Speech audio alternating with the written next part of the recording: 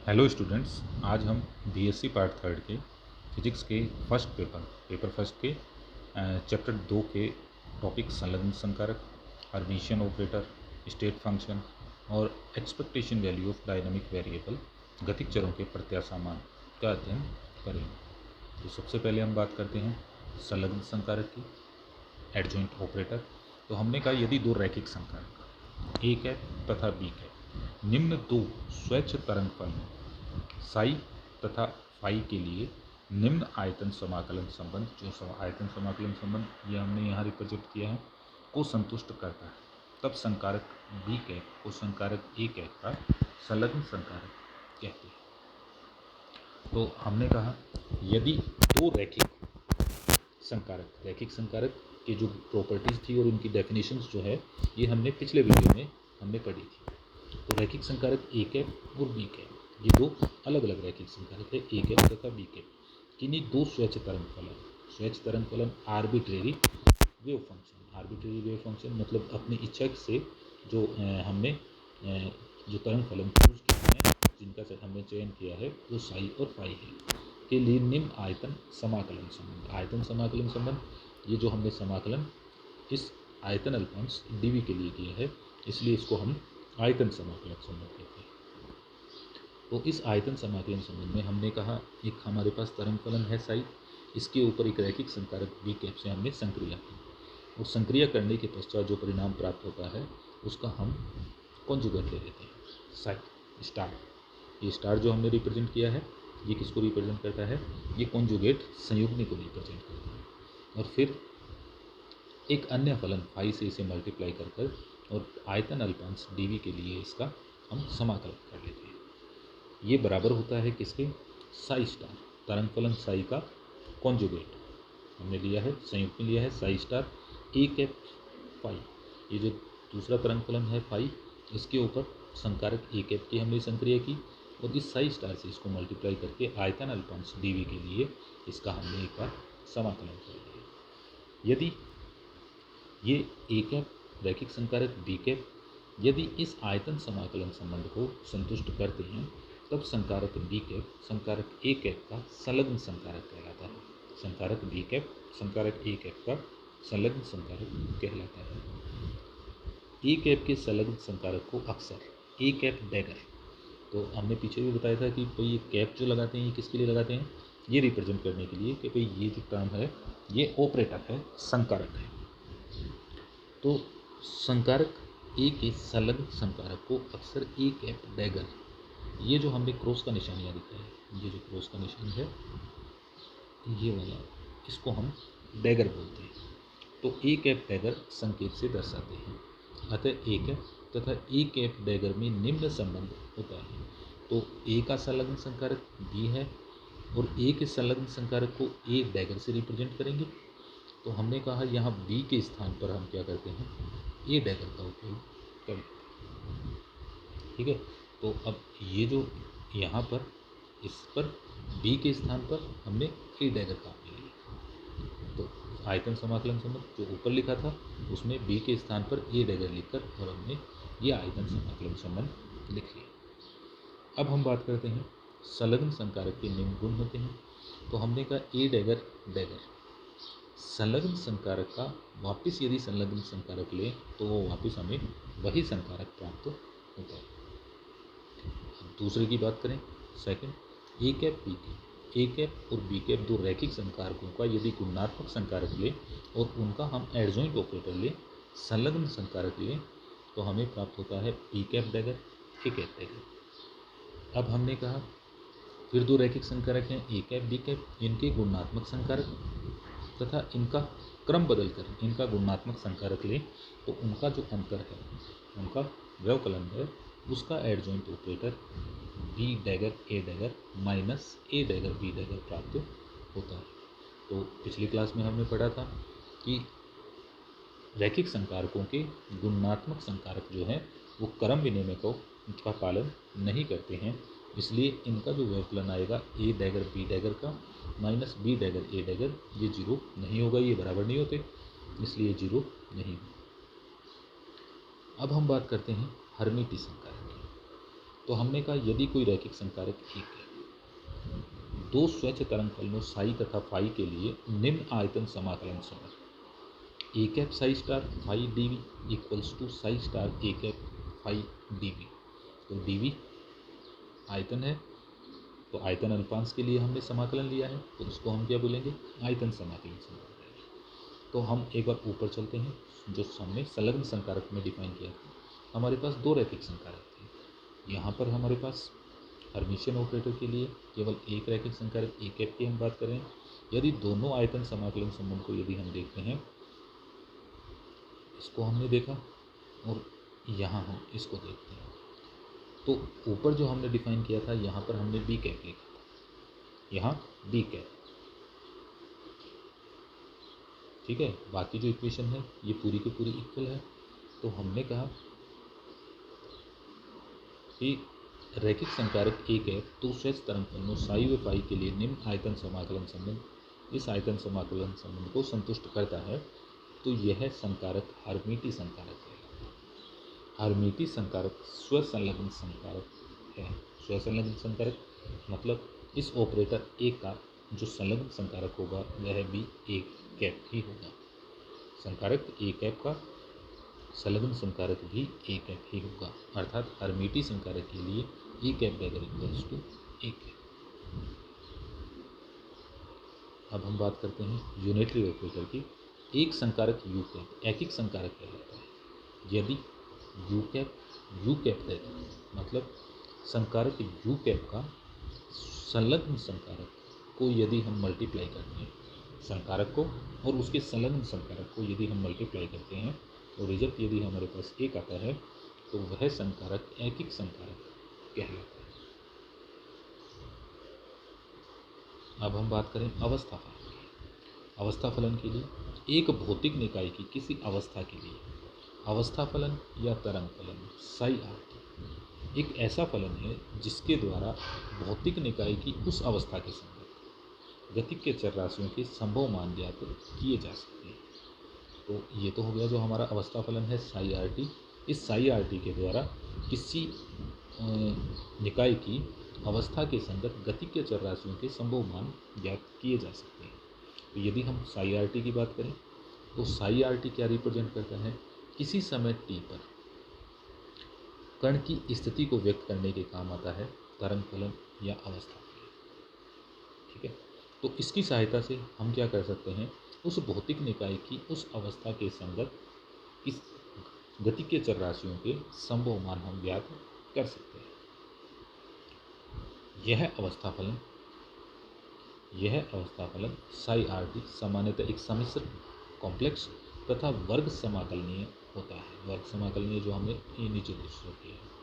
एक प्रसामान्यीकृत अवस्था फलन साई आर टी के लिए संपूर्ण आकाश में आयतन समाकलन, ठीक है। इसकी बात एक बार हम बाद में करेंगे, पहले एक बार हम ये करते आते हैं। यदि भौतिक निकाय के रूप में यहाँ एक ऐसा कण लिया जाए जो विभव क्षेत्र वी आर टी में गतिशील है, तब कण की स्थिति आर तथा समय टी पर आयतन अल्पांश dv में कण के पाए जाने की प्रायिकता इसके द्वारा व्यक्त की जाती है, ठीक है। अब ये है क्या, हम इसकी बात करते हैं। ये है साई स्टार। तो ये जो हमने दो लाइनों के बीच में स्क्वायर लगाकर जो टर्म लिखी है, ये इसको रिप्रेजेंट करती है। साई हमारा तरंग फलन, साई स्टार उसका कॉम्प्लेक्स कॉन्जुगेट, और साथ में हमने ले लिया डी। तो ये जो टर्म है यह आयतन अल्पांश dv में कण के पाए जाने की प्रायिकता को रिप्रेजेंट करती है, ठीक है। तो हमने कहा साई स्टार को हम लिख सकते हैं साई स्क्वायर, साई दो बार हो गया साई और साई स्टार, तो हमने इसका परिमाण लेकर स्क्वायर लिख दिया। इसका मतलब यही है कि साई स्टार को हम मल्टीप्लाई करेंगे, ठीक है। तो ये जो टर्म है साई स्टार dv, यह आयतन अल्पांश dv में कण के पाए जाने की प्रायिकता को व्यक्त करती है। अब हमने ऊपर कहा एक प्रसामान्यीकृत अवस्था फलन साई आर टी के लिए संपूर्ण आकाश में आयतन समाकलन। संपूर्ण आकाश में मतलब dv जो है, यहाँ पर हमने जो आयतन अल्पांश लिया है यहाँ हमने संपूर्ण आकाश लिया है। तो हमने कहा psi star dv equals to हमारे पास 1 होगा। तो हमने इसका क्या कर लिया, संपूर्ण के लिए ये छोटे छोटे आयतन अल्पांश इनको हम जोड़ते गए। तो अब कण जो है इस संपूर्ण आकाश में कहीं ना कहीं विद्यमान होगा, तो इसकी प्रायिकता अधिकतम होती है। और अधिकतम प्रायिकता किसके बराबर होती है, अधिकतम प्रायिकता 1 के बराबर। इस कारण अवस्था फलन साई आर टी को प्रायिकता आयाम भी कहते हैं। इसके द्वारा तरंग फलन साई आर टी के द्वारा कण की प्रायिकता हम ज्ञात कर सकते हैं, इसलिए इसे प्रायिकता आयाम भी कहते हैं। एक भौतिक निकाय के लिए साई 1 एक अवस्था के संगत अवस्था फलन है, साई 2 दूसरी अवस्था के संगत अवस्था फलन है। अतः अध्यारोपण के सिद्धांत से साई 1 तथा साई 2 का रैखिक सम्मिश्रण psi equals to C1 psi 1 plus C2 psi 2 भी एक संभव अवस्था फलन होता है।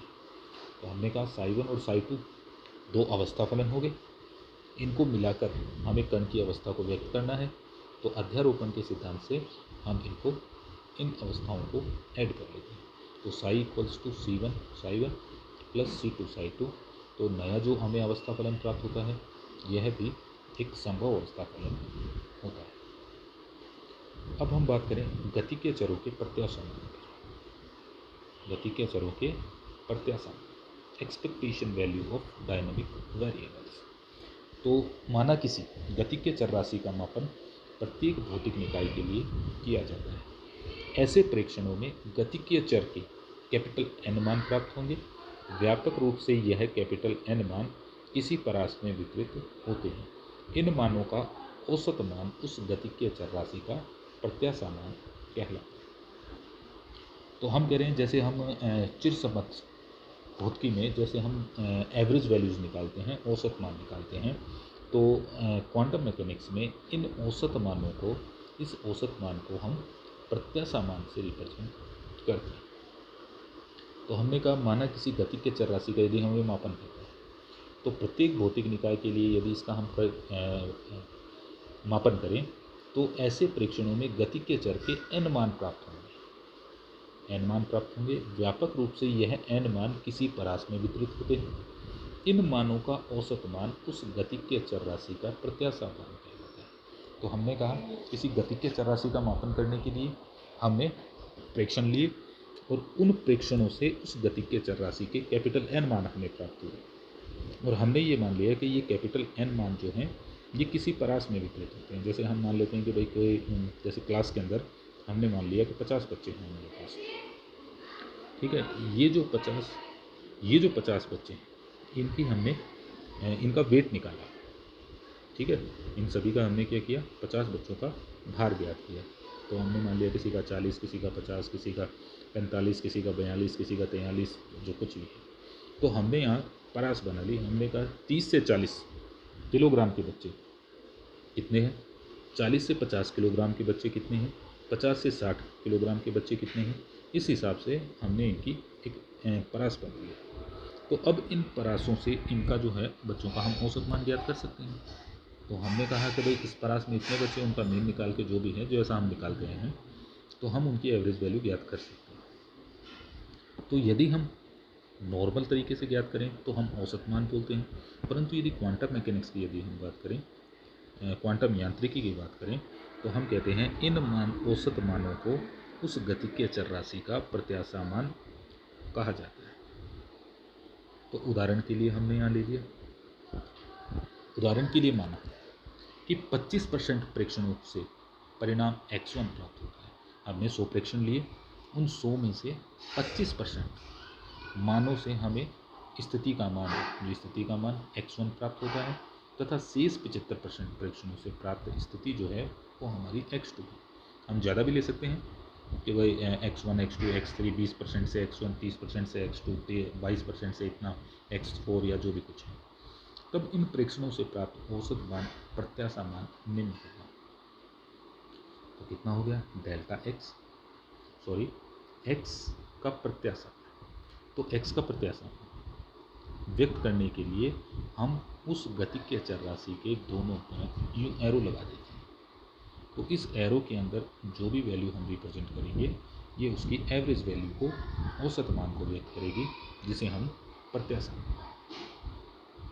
तो हमने कहा 0.25 या 25% से x1 प्राप्त हुआ, तो ऊपर हो गया 0.25 गुणा x1, और 75% से हमें x को मिल रहा है, दोनों को हमने जोड़ लिया और हमने जो टोटल संख्या थी उससे इसे डिवाइड कर दिया।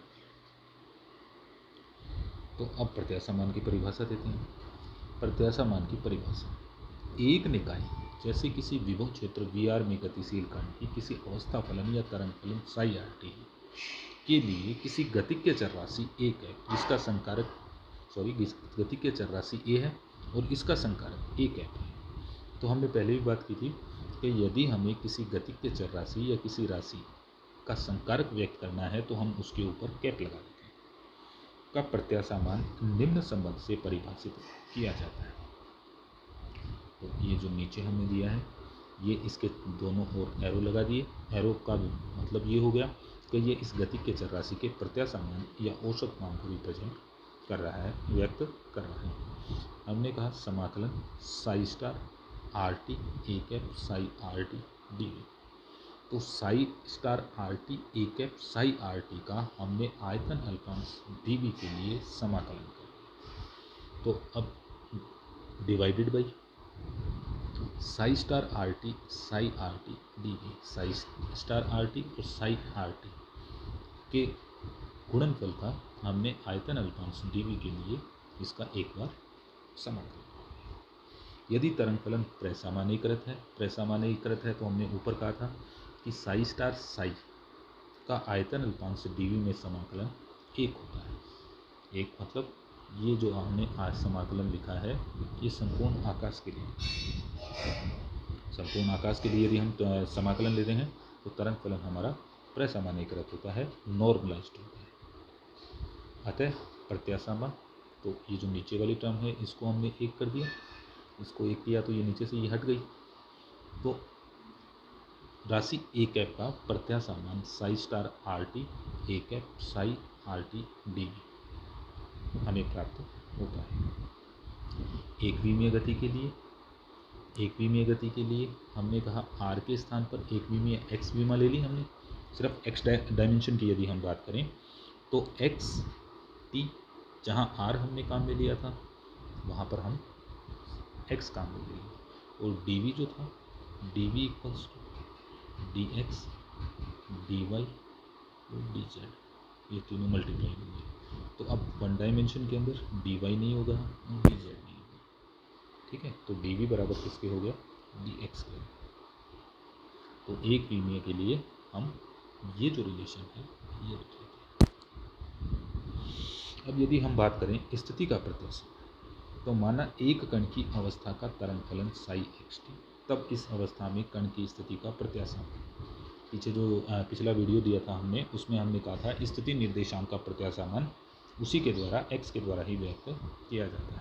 तो हमने कहा x का प्रत्याशा मान बराबर होगा -∞ से इन्फिनिटी।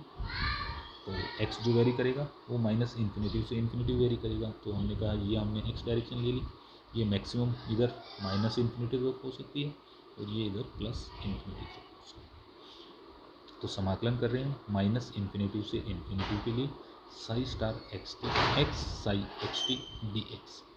तो नीचे Sai star xt Sai xt dx। यदि कण काल अनाश्रित विभव क्षेत्र में है तो psi xt equals to psi x exponential -iota et upon h cross, ठीक है। इसको लिया तो इसका जब हम साई स्टार लेते हैं, इसका साई स्टार लिया तो ये जो आयोटा है माइनस आयोटा ये प्लस आयोटा में कन्वर्ट हो जाएगा। यहाँ से टर्म माइनस आयोटा आएगी, दोनों मिलकर और एक बना लेंगे। सिमिलर हमारे पास ये यहाँ, तो सिर्फ हमारे पास क्या बचेगा साई एक्स। तो साई एक्स टी के स्थान पर देखो ऊपर जो है ये साई एक्स टी के स्थान पर Sai star x, psi x T के स्थान पर Sai x, psi star x T के स्थान पर साई स्टार एक्स, और ये हो गया साई एक्स। यदि तरंग फलन प्रसामान्यीकृत है तो नीचे वाली टर्म एक के बराबर हो जाएगी, ये टर्म आ गई एक्स का प्रत्याशा मान बराबर होगा minus infinity to infinity x psi star x psi x d x. यदि एक कण त्रिवी में विभव क्षेत्र वी आर में गतिशील है तथा कण का अवस्था फलन साई आर टी है, तब कण की स्थिति आर के घटकों एक्स वाई जेड का प्रत्याशा मान यदि तरंग फलन प्रसामान्यिक है तो केवल ऊपर वाली टर्म लिखी जाएगी। तो हमने कहा एक्स के लिए minus infinity to infinity x psi star r t क्योंकि अवस्था फलन साई आर टी है, psi r t d v त्रिवी में विभव क्षेत्र है तो डी एक्स के स्थान पर हम डी वी का मान लेंगे। इसी प्रकार हम y का प्रत्याशा मान लिख लेंगे और इसी प्रकार हम z का भी प्रत्याशा मान लिख लेंगे। अब हम बात करते हैं संवेग का प्रत्याशा। तो माना एक कण का अवस्था फलन साई आर टी, तब कण के संवेग p का प्रत्याशा मान तरंग फलन को प्रसामान्यीकृत मानते हैं। तो तरंग फलन हमने क्या लिया है, नॉर्मल लिया है, प्रसामान्यीकृत लिया है। तो प्रसामान्यीकृत लेते हैं तो नीचे वाली टर्म जो है वो 1 के बराबर हो जाएगी। ऊपर हमने लिखा संवेग p का प्रत्याशा मान के लिए हमने एरो लगा दिए, बराबर होगा psi star r t minus iota h cross del psi r t d we.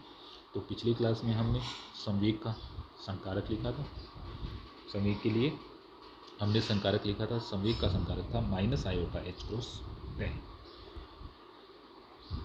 संवेग p के घटकों p x p y p z के प्रत्याशा मान। तो हमने कहा पी एक्स का प्रत्याशा मान, तो यहाँ पर हमने पी एक्स और ऊपर कैप लगा दिया, कैप लगाया तो इसका मतलब हम बात कर रहे हैं पी एक्स के संकारक की। तो पी एक्स संकारक हो गया ये, तो psi star r t p x cap psi r t d v. P x की वैल्यू हमने पीछे लिखी थी minus iota h cross del upon del x, p x के संकारक की minus iota h cross del upon del x हमने रख लिया। तो ये जो टर्म रिप्रेजेंट करेगी ये पी एक्स के प्रत्याशा मान को रिप्रेजेंट करेगी। इसी प्रकार हम पी वाई का प्रत्याशा मान लिख लेंगे और पी जेड का भी हम प्रत्याशा मान लिख लेंगे। अब हम बात कर रहे हैं ऊर्जा का प्रत्याशा, एक्सपेक्टेशन वैल्यू ऑफ एनर्जी। तो हमने कहा किसी कण की कुल ऊर्जा ई का संकारक iota h cross del upon del t होता है। ये पीछे जो पिछला वीडियो हमने दिया था उसमें जो टेबल हमने बनाई थी, का संकारक iota h cross del upon del t होता है। अतः अवस्था फलन साई आर टी से वर्णित अवस्था में कण की कुल ऊर्जा का प्रत्याशा प्रसामान्यीकृत तरंग फलन के लिए प्रत्याशा मान ऊर्जा का equals to psi star r t, ये हमने ऊर्जा का क्या ले लिया, संकारक ले लिया, साई आर टी के बराबर